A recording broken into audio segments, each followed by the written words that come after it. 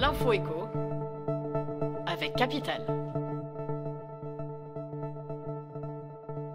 On commence par l'info du jour. Le gouvernement français a nettement revu à la baisse son estimation de croissance pour 2024, passant de 1,4% à désormais 1%, a annoncé dimanche Bruno Le Maire. De ce fait, ce nouvel ajustement rend la promesse du locataire de Bercy de ramener le déficit public à 4,4% fin 2024 plus difficile à tenir. Le ministre de l'économie en a également profité pour dévoiler un nouveau plan d'économie d'environ 10 milliards d'euros qui devrait passer par des coupes budgétaires dans tous les ministères. Il s'est aussi engagé à ne pas augmenter les impôts des Français. Plus d'infos sur notre site.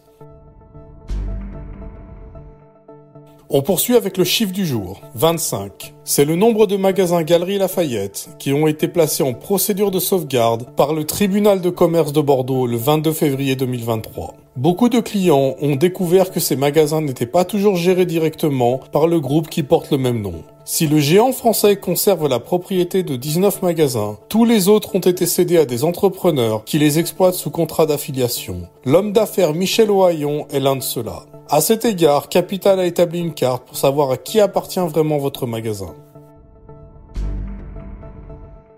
On enchaîne avec la question du jour. Le prix, et encore le prix. C'est bien la principale préoccupation des Français depuis le début de la crise inflationniste en 2022. Tandis que l'inflation fait flamber les prix dans les rayons alimentaires, les consommateurs sont obligés de se serrer la ceinture et sont de plus en plus nombreux à venir fouler le sol des enseignes de discount et de déstockage, qui proposent des tarifs ultra accessibles. Pas étonnant que les enseignes comme Action, Normal ou Stocomanie aient le vent en poupe.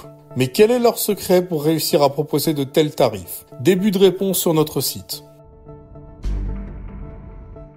On finit avec l'info pratique. Selon les prévisions de la Banque de France, la hausse des prix devrait se limiter à 2,50% à la fin de l'année. Il reste donc nécessaire de placer votre argent à un taux moins supérieur. Mais pour faire les bons choix, il faut également bien avoir en tête votre projet d'investissement et votre profil de risque. Souhaitez-vous, par exemple, pouvoir récupérer votre capital rapidement? Combien de temps d'investissement avez-vous devant vous? Et enfin, êtes-vous prêt à risquer toute ou partie de votre mise? Pour vous aider à y voir plus clair, Capital vous explique comment placer 50 000 € d'épargne selon différentes temporalités et prises de risque.